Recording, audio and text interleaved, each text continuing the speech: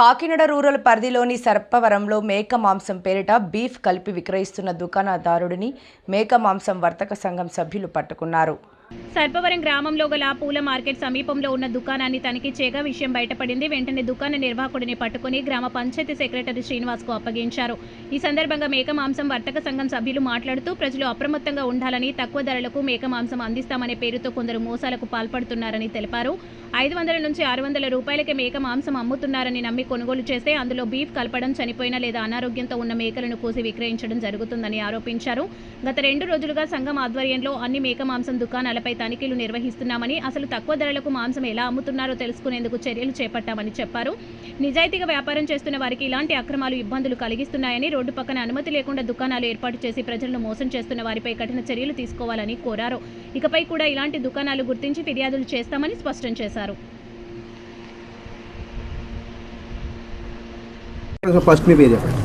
నా పేరు షేక్ అహ్మద్ అలీ అండి. నేను మేక మాంసం వర్తక సంఘం నుంచి వచ్చాము. మేము అందరమును నా షాపు కొత్తపేట మార్కెట్ లోపల. మేము ఇవాళ ఈ రోజున కొత్తపేట సర్పవరం పూల మార్కెట్ శ్రావణి మెడికల్ షాప్ పక్కన షాప్లో మేక మాంసం అని చెప్పి గొడ్డు మాంసం అమ్ముతున్న ఆయన్ని పట్టుకొని, భాష అనే వ్యక్తిని పట్టుకొని సర్పవరం సచివాలయంలో అప్పచెప్పడం జరిగింది. వాళ్ళు తగిన చర్యలు తీసుకుంటామన్నారు. స్టేషన్లో ఆయన్ని అప్పచెప్తామన్నారు. మాకు హామీ ఇచ్చారు. ఈయన తక్కువ రకం గొడ్డు మాంసం చచ్చిన మేకలు తీసుకొచ్చి 600కి 500కి అక్కడ విక్రయించడం జరుగుతుంది. దీన్నంతా నివారించడానికి మేము అందరం ఒక మాట అయ్యి 4 రోజులు మా మేకల కమేలా సెలవు ప్రకటించి మేమందరూ ఒక మాట మీద ఉండి వీళ్ళని పట్టుబడించడానికే మేము బయటికి వచ్చాము. ప్రజలు కూడా మమ్మల్ని సహకరించాలి. తక్కువ రేటుకి అయితే ఏదీ రాదు. మంచి మాంసం కావాలంటే డబ్బులు పెట్టాల్సి వస్తుంది. తక్కువ రేటు మాంసమే తక్కువకి వస్తుంది. మంచి మాంసం అయితే రాదు. పోతు మాంసం, మేకపోతు మాంసం ఏది తక్కువ రేటుకి రాదు. ఇలాగా చచ్చిన మేకల్ని, జబ్బు పడిపోయిన మేకల్ని ఇలా గొడ్డు మాంసం కలిపి అమ్మే వాళ్ళే తక్కువకి అమ్ముతారు. తక్కువకి అయితే ఏది రాదు. ప్రజలు కూడా ప్రొసీజర్ అయితే కమేలాకు వచ్చి మున్సిపాలిటీ పరిధిలో ఉన్నవాళ్ళు కమేలాకు వచ్చి డాక్టర్ సమక్షంలో డాక్టర్కి వేటని చూపెట్టి ఆయన పర్యవేక్షణలో జపా చేయించాలి దాన్ని. అప్పుడే దాన్ని ఆయన స్టాంప్ వేస్తారు. ఇక్కడ సర్పవరం ఏరియాలో అది ఏమీ జరుగుతలేదు. యథేచ్ఛగా కోసుకుంటున్నారు. కలవట్ల పక్కన, కాలువల పక్కన కోసేసుకుంటున్నారు. అది కూడా పంచాయతీకి వచ్చి పంచాయతీలో విన్నపం ఇచ్చాము మేము. పంచాయతీ వాళ్ళు కూడా రేపటి నుంచి పర్యవేక్షణలో పెడతామండి, ఇక్కడ వచ్చి వేటను పర్యవేక్షణలో చేయించిన తర్వాతే వదిలిస్తామని చెప్పి మాకు హామీ ఇవ్వడం జరిగింది. కాకినాడ పరిధిలో కూడా లైసెన్స్ లేని దుకాణాలు చాలా ఉన్నాయి. మేము నిన్న కమిషనర్ గారికి కంప్లైంట్ ఇవ్వడం జరిగింది. ఆయన కూడా దాని మీద సమీక్ష ఏదో చేయించి మాకేదో ఉపకారం చేస్తామని హామీ ఇచ్చారు. ప్రధాని మోదీ నాయకత్వంలో భారత రక్షణ రంగం చారిత్రాత్మక విజయం సాధించిందని రక్షణ మంత్రి రాజ్నాథ్ సింగ్ పేర్కొన్నారు. 2025-26 ఆర్థిక సంవత్సరంలో రక్షణ ఎగుమతులు 38,424 కోట్లకు చేరి రికార్డు సృష్టించాయి. ఇది గత ఏడాదితో పోలిస్తే 62.66% వృద్ధిని సూచిస్తుంది. ఆత్మనిర్భర్ భారత్ దిశగా ఇది ఒక భారీ అడుగు అని రక్షణ మంత్రి రాజ్నాథ్ సింగ్ తెలిపారు. पहलगाम में हुए आतंकी हमलों में आतंकवादियों ने जिस तरह धर्म पूछकर लोगों को निशाना बनाया, उसने पूरे देश को ही झकझोर डाला था। वह हमला सिर्फ हमारे लोगों पर नहीं था, वह भारत की सोशल यूनिटी और सोशल फैब्रिक पर किया गया एक बहुत बड़ा हमला था। और इसके खिलाफ भारत ने बड़ी और कड़ी कार्रवाई करते हुए पाकिस्तान में मौजूद आतंकी अड्डों और उससे जुड़े अन्य इंफ्रास्ट्रक्चर को तबाह कर दिया था। यदि मैं यहां सिर्फ आतंकवाद की बात करूं तो आप याद कीजिए, जब कांग्रेस लेड यूपीए गवर्नमेंट का शासन था तो कैसे हालात थे। आए दिन देश के किसी न किसी हिस्से में या तो आतंकी घटना होती थी या फिर शहरों में बम ब्लास्ट की खबरें आती थी। और उस समय सरकार का रिस्पांस क्या होता था? मोटे मोटे डोजियर सौंपे जाते थे जिन पर कोई एक्शन भी नहीं लिया जाता था। जब से सेंटर में प्रधानमंत्री मोदी के नेतृत्व में एनडीए गवर्नमेंट आई है, आतंकवादी घटनाओं पर न केवल लगाम लगी है बल्कि आतंकवाद के खिलाफ हमने डिसाइसिव एक्शंस भी लिए हैं। चाहे उरी अटैक के बाद हुई, सर्जिकल स्ट्राइक हो, पुलवामा के बाद हुई एयर स्ट्राइक हो, या अभी पहलगाम की घटना के बाद किया गया ऑपरेशन सिंदूर हो, हमने आतंकवाद के खिलाफ एक जबरदस्त प्रहार किया है और उसमें हमें कामयाबी भी हासिल की। साथियों, आज का भारत आतंकवाद के खिलाफ जीरो टॉलरेंस रखता है। वह इसके खिलाफ सरहद के इस पार और जरूरत पड़ी तो सरहद के उस पार भी वो अपनी कार्रवाई करने में पीछे नहीं रहता। साथियों, पहलगाम में हुई आतंकी घटना के बाद भारतीय सैनिकों ने ऑपरेशन सिंदूर के दौरान पाकिस्तान को महज 22 मिनट्स में ही घुटनों पर लाकर खड़ा कर दिया था और भारतीय मिलिट्री हिस्ट्री में आतंकवाद के खिलाफ किया गया अब तक का यह सबसे बड़ा ऑपरेशन था।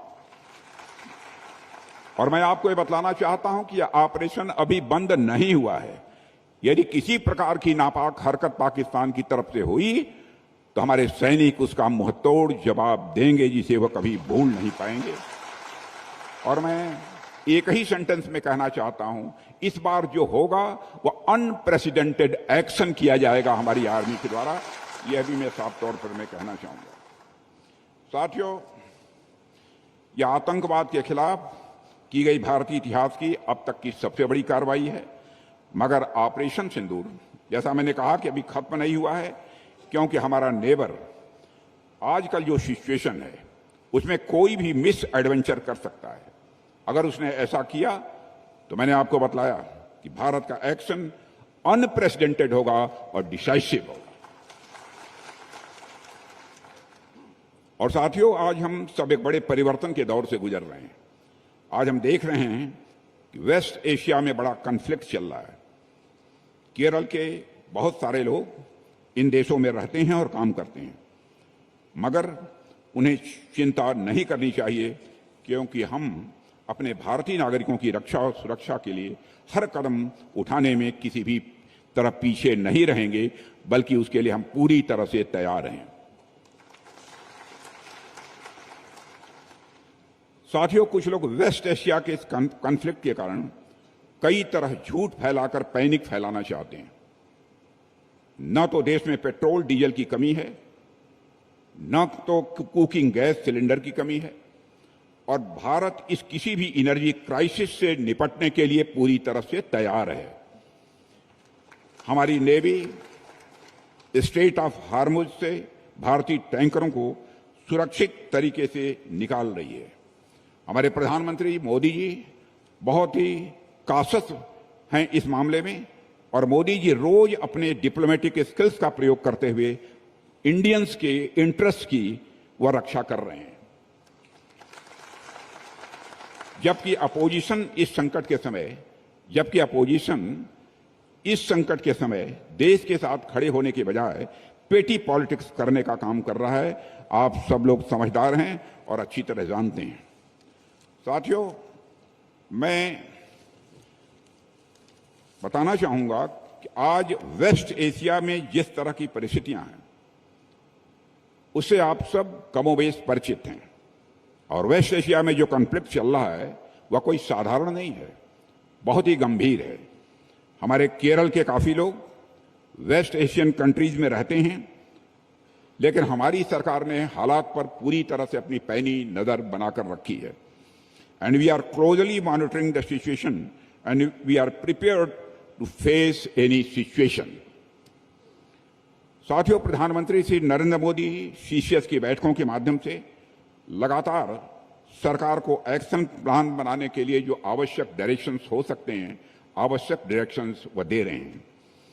उन्होंने मेरी चेयरमैनशिप में भी वेस्ट एशिया की सिचुएशन को लेकर एक एम्पावर्ड ग्रुप ऑफ मिनिस्टर भी बनाया है।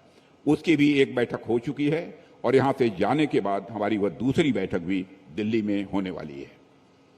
साथियों, हमारी सरकार हर परिस्थिति में निपटने में सक्षम है और मैं आपको आश्वस्त करना चाहता हूं, हर तरीके से हमारी सरकार ప్రభుత్వ అధికారులపై మాజీ మంత్రి పెర్ని నాని తీవ్ర ఆగ్రహం వ్యక్తం చేశారు. మీడియాతో ఆయన మాట్లాడుతూ జూన్ 2029 తర్వాత జగన్ సీఎం అయ్యాక ఇదే పోలీసులను పెట్టి మీ ఇళ్ల సంగతి నేను చూస్తా, ఒకవేళ తెలంగాణకు వెళ్ళినా కేసీఆర్ కాళ్ళు పట్టుకొనైనా మీ సంగతి చూస్తా అని హెచ్చరించారు. ఈ వ్యాఖ్యలు ప్రస్తుతం చర్చనీయాంశంగా మారాయి. బతుకుతారు కుమ్మర్లు, తూర్పు కాపులు, వాళ్ళ గుండెల్లో దింపిన గుణపాలు అంటే జేసీబీలు ఎంత బాధగా ఉంటాయో నొప్పి తెలియాలా? 3 ఏళ్ళు ఆగు.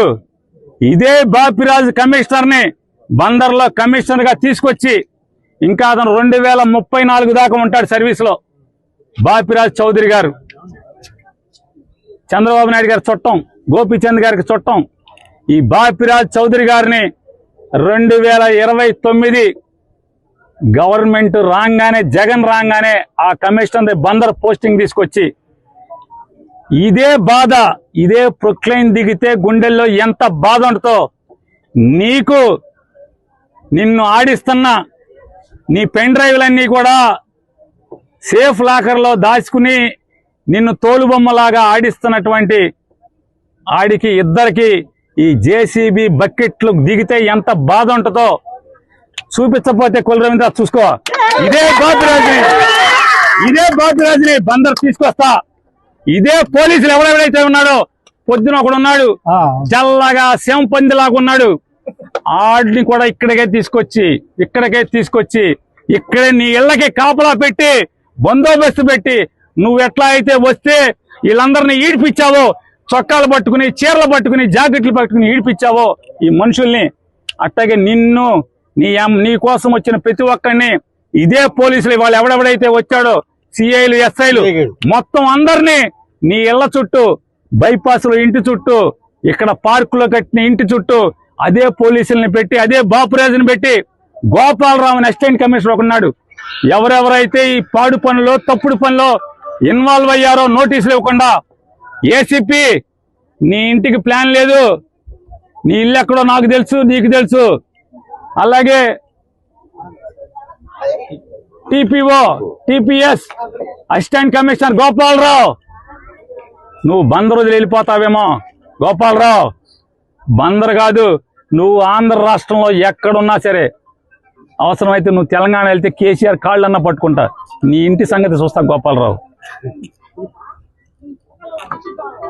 మనిషి జన్మ ఎత్తలేదా మీరని అడుగుతున్నాను. మనిషి జన్మ ఎత్తలేదా ఎవడు మీరు అసలు అధికారుల?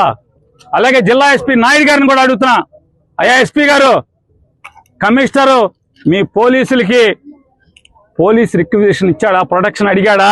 రాతపూర్వకంగా అడిగాడా? ఫోన్ చేసి కుల్లు రవీంద్ర అడగటం కాదు ఎస్పీ గారు, నిన్ను రాతపూర్వకంగా మున్సిపల్ కమిషనర్ మీ పోలీసుల్ని నాకు పోలీస్ బందోబస్తు కావాలి, సోన్సో నోటీస్ నంబర్ ప్రకారం కోలదోయటానికి నేను వాళ్ళకి నోటీస్ ఇచ్చాను, నిన్ను పోలీస్ ప్రొటెక్షన్ రాతపూర్వకంగా అడిగాడా? మీరు ఆలోచించుకోండి ఎస్పీ గారు. మీరు ఊరికే కొల్లు రవీంద్ర తానా అంటే తందానా అని కొల్లు రవీంద్ర ఫోన్ చేయగానే మీరు లేచి నుంచి పోలీసులను పంపిస్తే ఇది ధర్మమా మీ ఐపీఎస్ ఉద్యోగానికి? ఎస్పీ గారు, రాతపూర్వకంగా కమిషనర్ మిమ్మల్ని అడగడా? మీరు అడిగితే కనుక అది మీడియాకి రిలీజ్ చేయండి. మున్సిపల్ కమిషనర్ బాపిరాజు చౌదరి మీకు మున్సిపాలిటీ నుంచి అధికారికంగా నేను పలానా చోట నోటీస్ ఇచ్చాను, ఆ నోటీస్ మీరిపోయింది, నాకు అక్కడ ఇల్లు కూలదోయటానికి పోలీస్ ప్రొటెక్షన్ కావాలని చెప్పని మీకు రాతపూర్వకమైన నోటీస్ చిలకలపూడి సిఐకి ఇచ్చాడా? ఇస్తే మీడియాకి పెట్టండి. నేను మిమ్మల్ని నోరు మూసుకోకపోతే అప్పుడు అడగండి. మీ పోలీసులను అన్నందుకు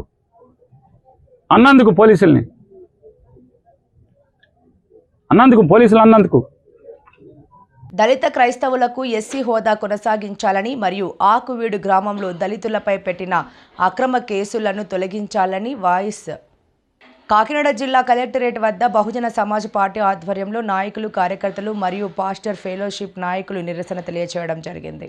కాకినాడ జిల్లా కలెక్టరేట్ వద్ద బహుజన సమాజ్ పార్టీ ఆధ్వర్యంలో నాయకులు, కార్యకర్తలు మరియు పాస్టర్ ఫెలోషిప్ నాయకులు నిరసన తెలియజేయడం జరిగింది.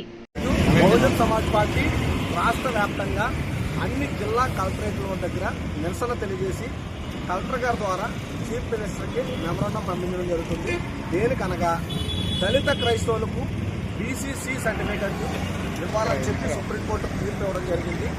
ఎవరైతే దళిత క్రైస్తవులు ఉన్నారో వారికి మాత్రమే మిగిలిన అన్ని కులాలు కూడా వాళ్ళ కులం వాళ్ళకే ఉంటుంది. ఒక్క దళిత క్రైస్తవులు మాత్రమే మతం మారినంత మాత్రాన కులం మారుతుంది, మిగిలిన ఏ కులాలకి లేదు. దాన్ని మేము రాజ్యాంగ విరుద్ధంగా భావిస్తూ ఉన్నాము. ఆ తీర్పును ఒకసారి పునఃపరిశీలించాలని కోరుకుంటా ఉన్నాము. ఎవరైతే దళిత క్రైస్తవులు ఉన్నారో వాళ్ళని ఎస్సీ హోదాలోనే కొనసాగించాలని మేము కోరుకుంటా ఉన్నాము.